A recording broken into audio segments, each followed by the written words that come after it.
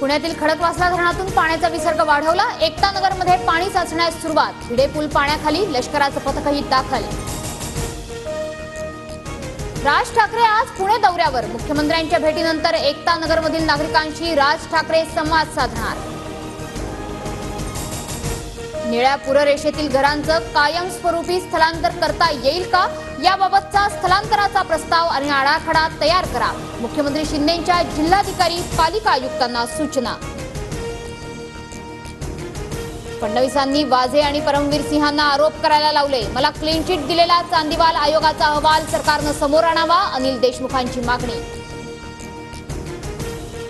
जेलमधील गुंडांना आरोप करायला लावले। फडणवीसांनी अशा प्रकारचं राजकारण थांबवावं, यामुळे त्यांना लोकसभेला फटका बसलाय, संजय राऊतांची टीका। 20 सप्टेंबरला आचारसंहिता लागेल, चंद्रकांत पाटलांचा अंदाज। तर ऑक्टोबरमध्ये आचारसंहिता लागण्यापूर्वी कामं पूर्ण करणार, नितीन गडकरींचं वक्तव्य। उद्धव ठाकरेंच्या विचारांना वैचारिक कीड लागली आहे। आमच्याकडे वैचारिक कीड मारण्याचा बेगॉन स्प्रे। मुख्यमंत्री शिंदेंचा उद्धव ठाकरेंवर हल्लाबोल।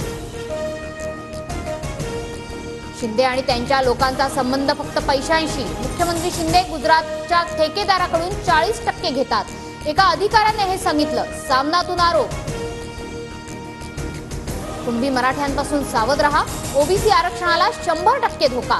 आताच्या सभागृहात 190 कुणबी मराठा तर फक्त 11 ओबीसी आमदार, प्रकाश आंबेडकरांचं विधान। लातूरचे खासदार शिवाजीराव काळगेंच्या अडचणीत वाढ। जात प्रमाणपत्र आणि जात वैधता प्रमाणपत्र प्रकरणी काळगेंना औरंगाबाद खंडपीठाची नोटीस। सप्टेंबरमध्ये सुनावणी होणार। मुंबईत काँग्रेस प्रभारी रमेश चेन्निथला यांच्या उपस्थितीत बैठक। आजच्या बैठकीत जागा वाटपासंदर्भात चर्चा होणार।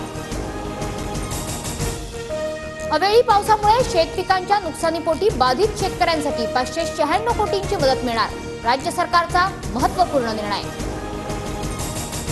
नाशिकच्या सुरगाण्यात पावसामुळे नद्यांना पूर, अनेक गावांचा संपर्कही तुटला। गोदाघाट परिसरातही पूरसदृश स्थिती। रामकुंडावरील लहान मोठी मंदिरं पाण्याखाली गेली।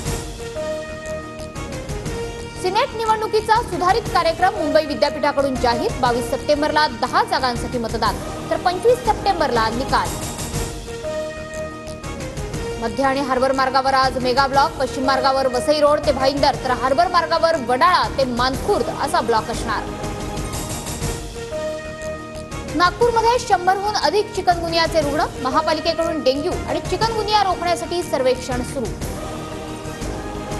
म्हाडाच्या कोकण मंडळाकडून अंबरनाथमध्ये 1533 घरांचा नवा प्रकल्प राबवण्यात येणार। प्रकल्पाअंतर्गत 2 ठिकाणी अल्प आणि मध्यम गटासाठी घरं बांधली जाणार। राज्यात पुढील 2 दिवस मुसळधार पावसाचा जोर राहणार। आज पुणे साताऱ्याला पावसाचा रेड अलर्ट, तर मुंबई ठाण्यासह कोकणात जोरदार पावसाची शक्यता। भारताचा युवा बॅडमिंटनपटू लक्ष्य सेनचा आज सेमीफायनलमध्ये सामना। डेन्मार्कच्या ॲक्सेल्सन याच्या समोर लक्ष्य सेनचं आव्हान असणार। पॅरिस ऑलिम्पिकमध्ये आज भारतीय पुरुष हॉकी संघाचा क्वार्टर फायनल सामना। भारतासमोर ग्रेट ब्रिटनच्या संघाचं आव्हान। कर्णधार हरमनप्रीत सिंहच्या कामगिरीवर लक्ष।